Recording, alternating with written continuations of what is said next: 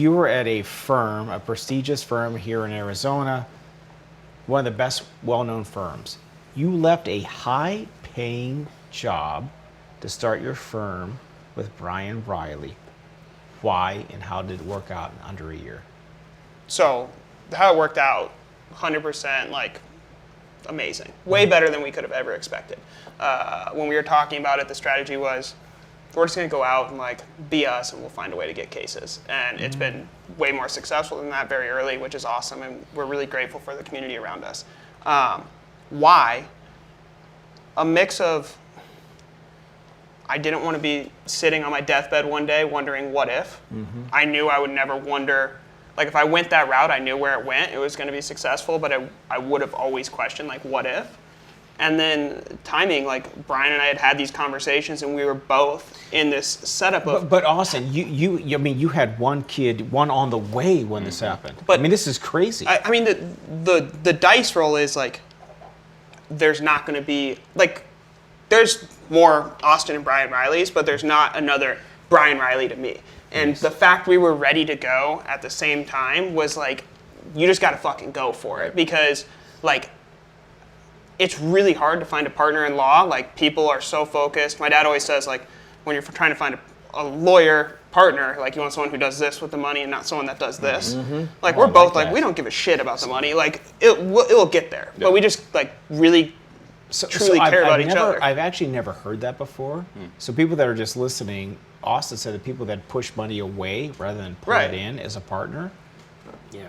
That resonates. And then the other thing I would say too, for sure, because I knock on wood, whoever, I had my own office for 25 years or so. Somehow it worked out.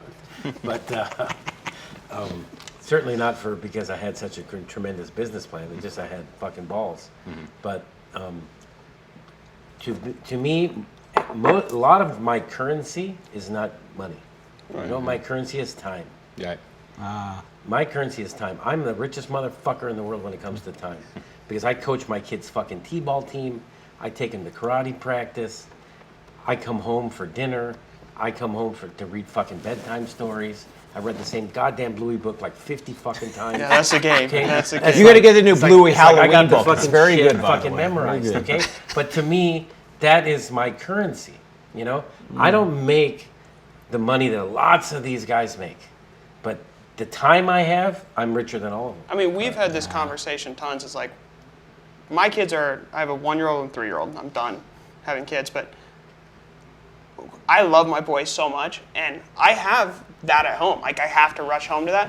Brian is never critical of me spending time with the family. And one day, he's going to have kids, and it's going to be the inverse. Right. And that's the partnership. Yeah. That's the dynamic is, like, literally, Brian says, like, some of my shirt ideas and my fucking marketing ideas are a little bit out there. Brian just doesn't say no. He's like, if you think that's going to work, just go do it. He never says no.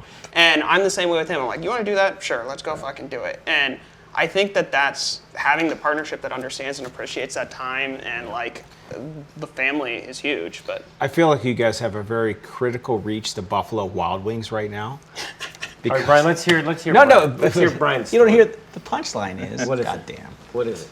Jason Kelsey. This guy looks like fucking Jason Right. Kelsey. You see the Buffalo Wild Wings commercials? Travis You I guys prefer want- Travis.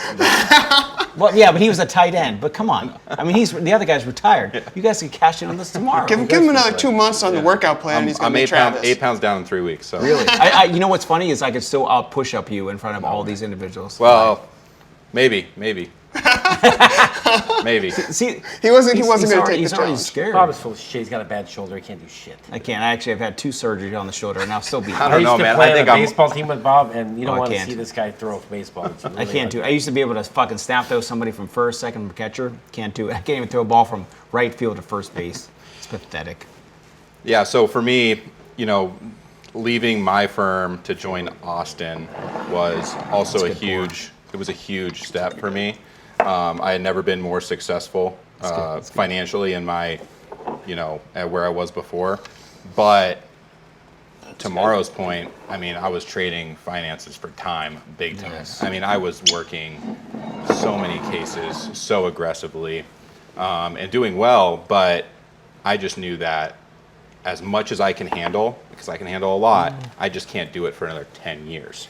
But so Brian, I need to make so a change now to Brian, you were at, I mean, a lot of viewers and listeners don't know, I don't know if you can say where it was, but you were at probably the highest volume shop in Arizona, the highest advertising Plaintiff? shop.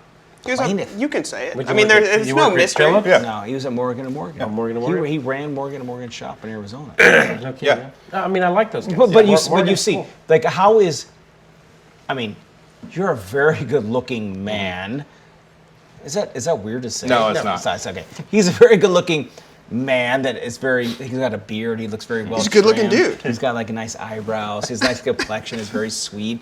He's got a nice like touch to him. But anyways, all those things being said, you're at this place where you have this high charisma position. Yeah.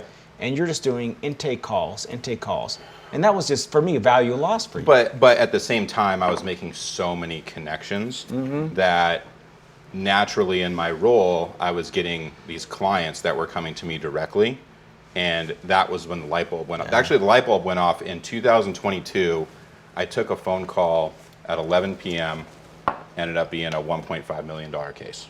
That I was like, great, I generated this case, but I work for a firm.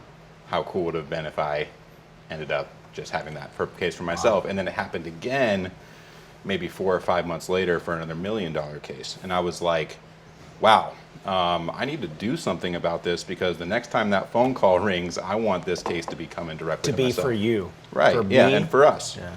So, I mean, I started practicing in 1998 for a firm, and I worked there a couple of years. Same thing. I didn't really have any financial rewards at all.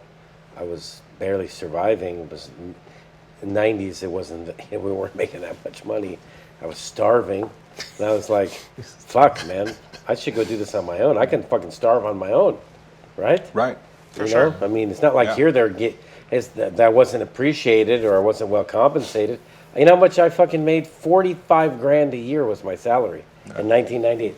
45 grand. I was a fucking lawyer. So my starting salary in 2005 when I passed the bar, worked for a firm, 55 grand. I made but you know 45. what? They gave me a third of what I brought in. They didn't give That's me pretty shit good. at my And it time. was. I awesome. negotiated Yeah. the contract. Yeah. They gave me a tier, and now I give every lawyer in our They tier. didn't give me we a give them a shit. tier when they come in. Right.